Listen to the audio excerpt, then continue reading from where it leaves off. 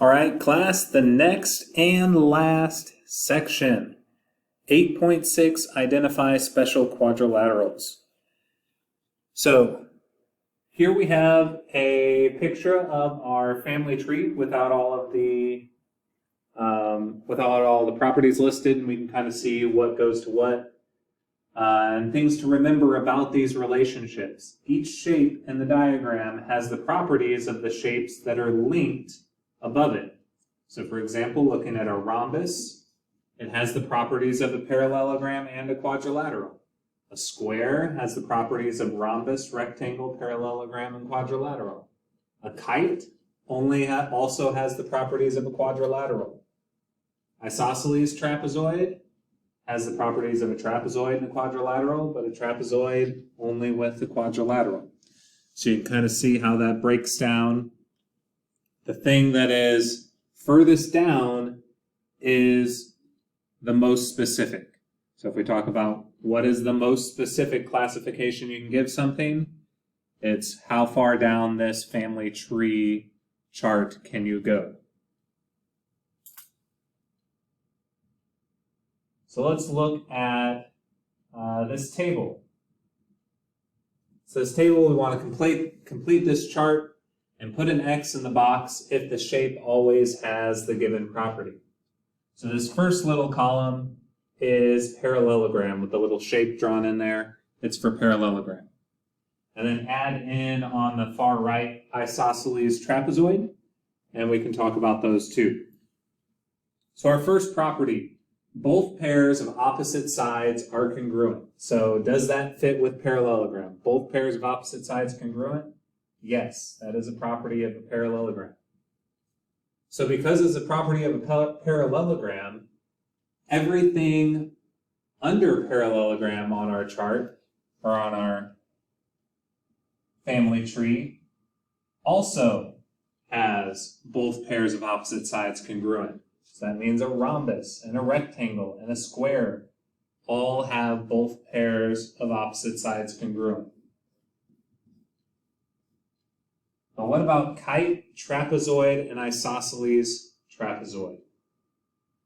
Think about what a kite looks like.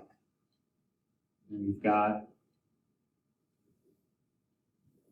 looking something like that. You can see that your opposite sides are not congruent, because your opposite sides would be like side 1 and side 2. You can clearly see side 1 is longer. That is the shape of a kite. Opposite sides are not congruent. And then a trapezoid.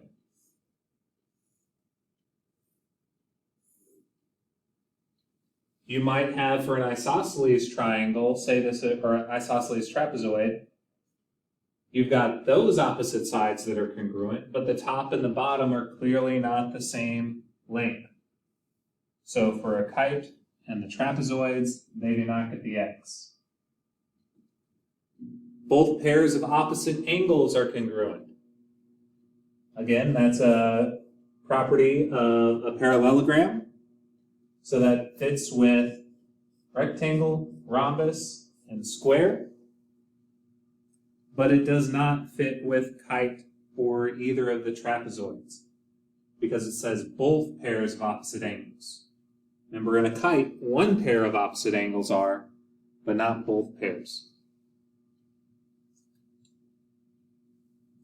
And then in a trapezoid, your opposite angles are not congruent either. Number 3, exactly one pair of opposite sides are congruent.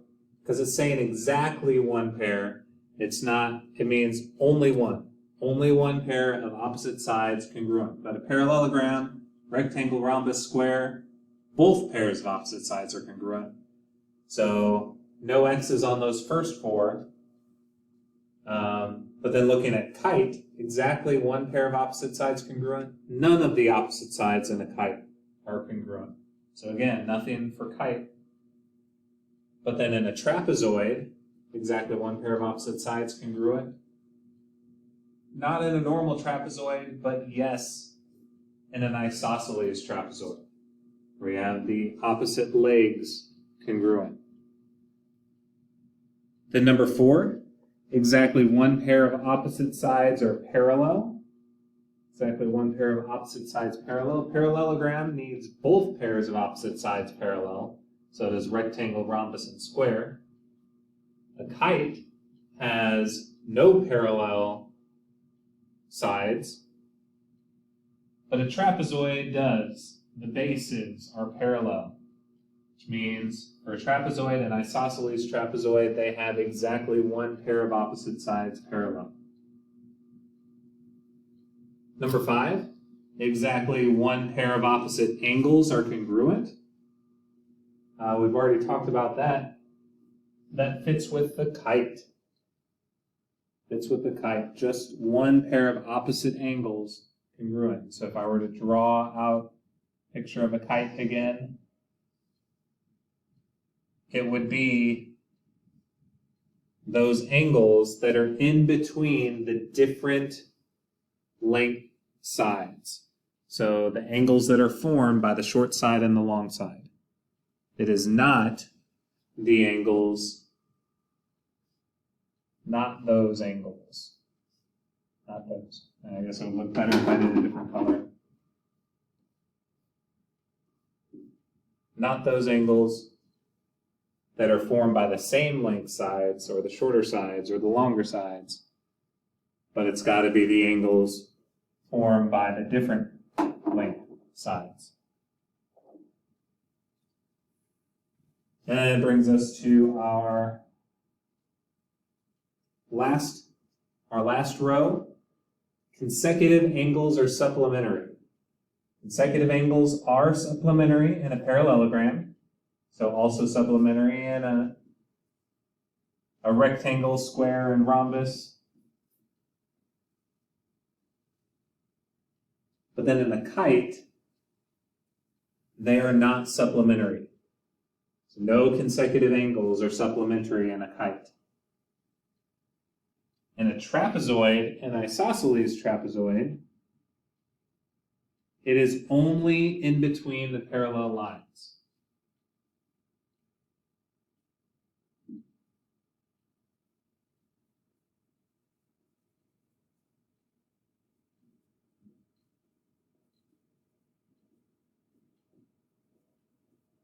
Only in between parallel lines.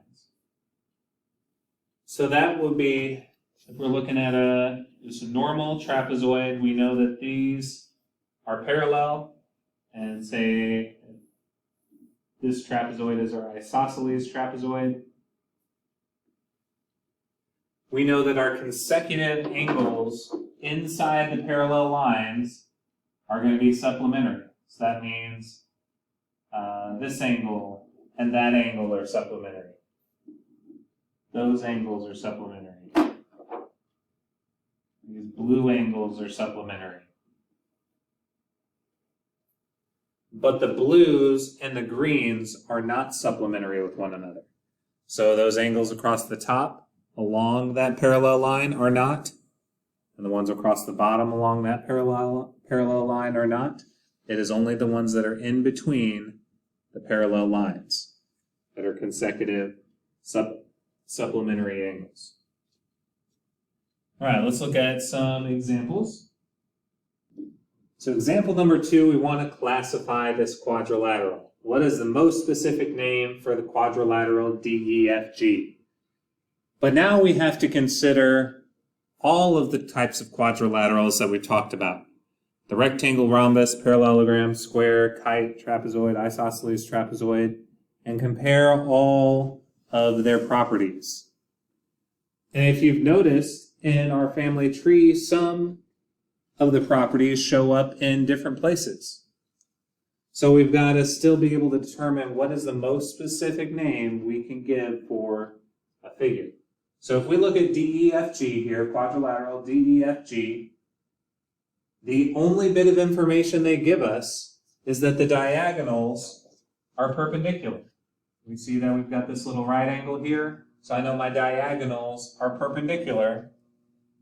Perpendicular diagonals is a property of both rhombuses and kites. Rhombus and kites. So, which which can we choose? Which is the most specific? Which one is it? And to do that, or to come up with that answer, you have to really kind of think this through a little bit. And we'll notice that for a rhombus, all four sides need to be the same.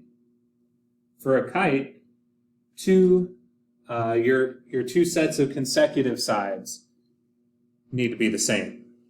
So for a kite, just those would have to be, and those would have to be. But for a rhombus, all four would have to be the same, right? Well, we don't know anything about our sides, so we don't know that all four are the same size, are the same length. But we do know that at least this would be true.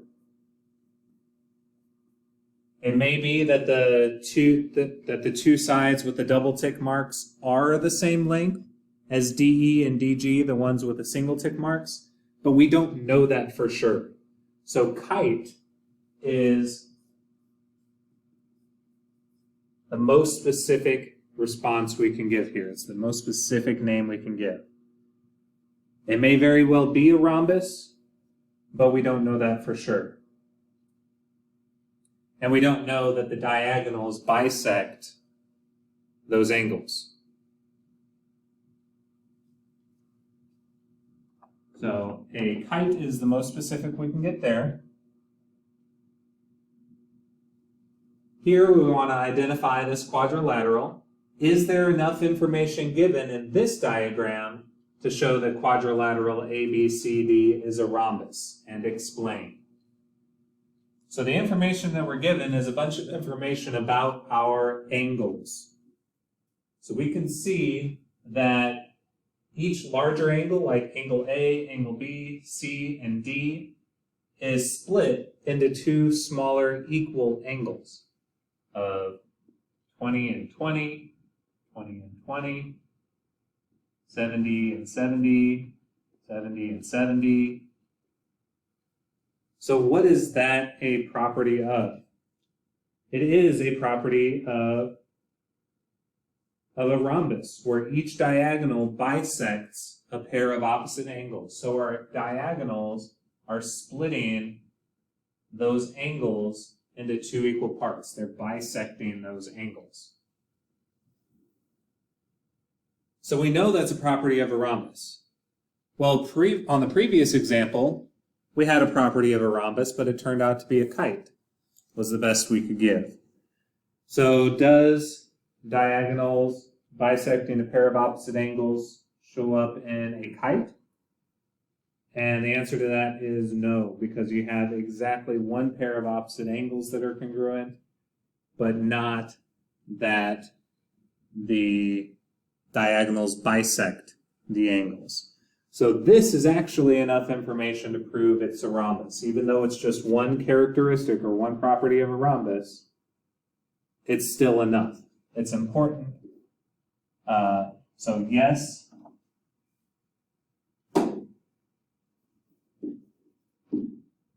because the diagonals bisect the angles.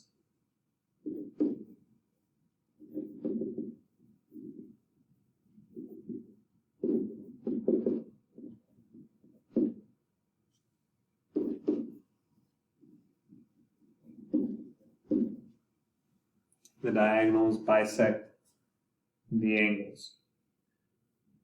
So we did have enough information there for a rhombus. So it looks like just that one case of the perpendicular diagonals where it shows up in both kite and rhombus, that is not enough to prove a rhombus.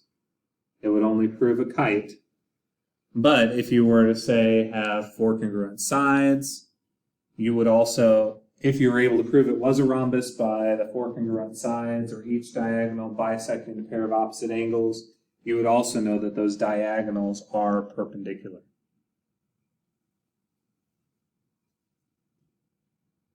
So here we want to give the most specific name for the quadrilaterals, explain our reasoning.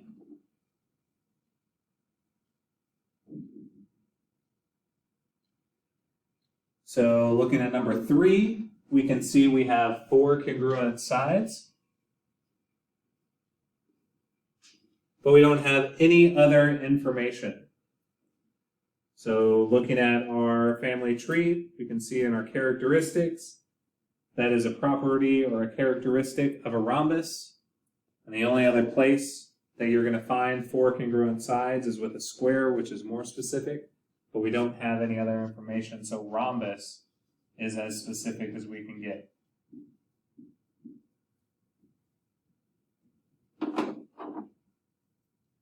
In number 4, we see that we have 4 congruent angles. And if it's a 4-sided figure and all 4 angles are congruent, they all have to be right angles because all interior angles of a quadrilateral must add up to 360. 360 divided by 4 is 90. So all of those are right angles. So this has to be a rectangle. Since we don't know any information about the sides or diagonals, it is a rectangle because we have 4 congruent angles, 4 right angles.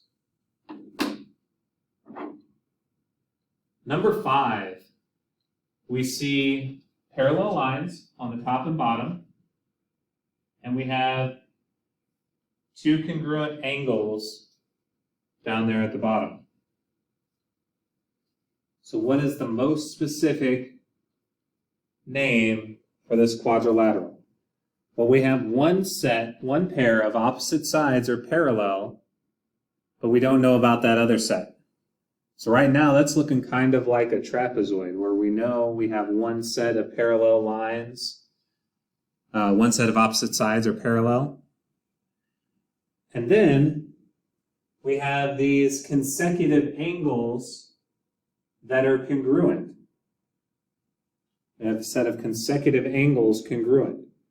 For it to be a rectangle or a square, those would have to be 90 degrees, but we don't know that they're 90 degrees. We don't know what the measure of those angles are. But it can still be an isosceles trapezoid.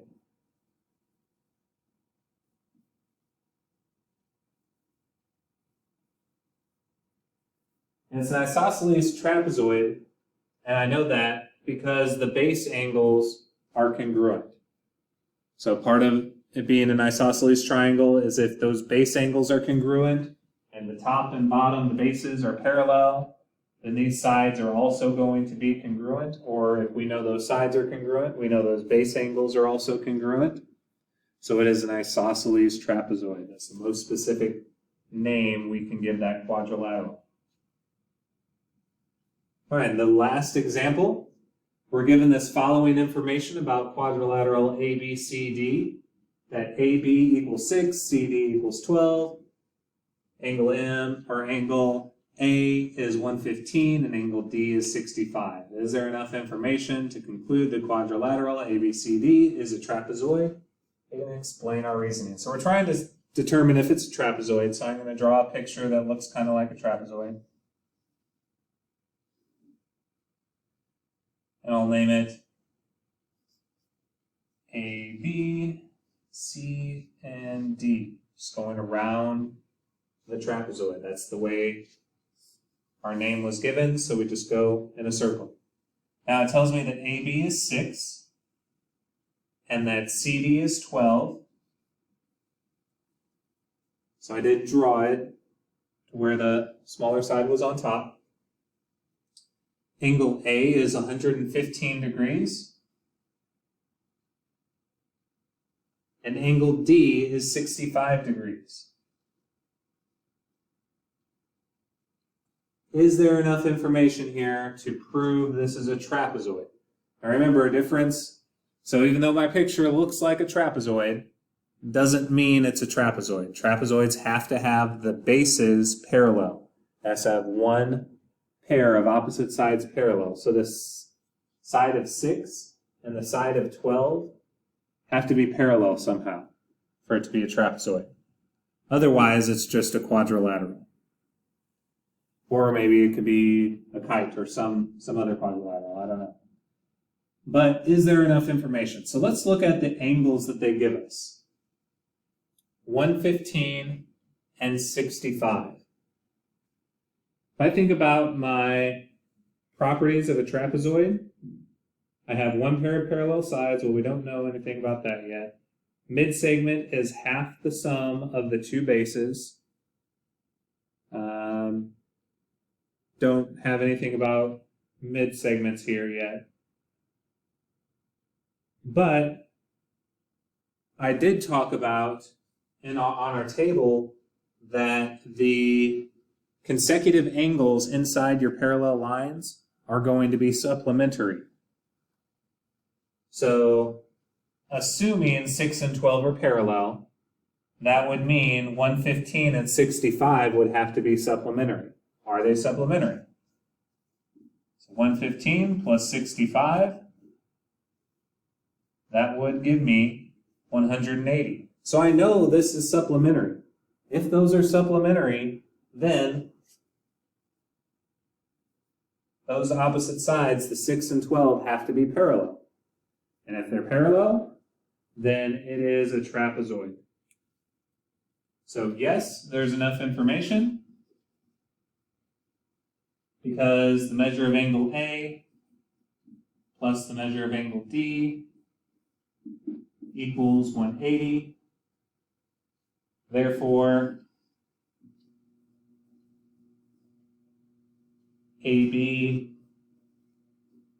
is parallel to CD.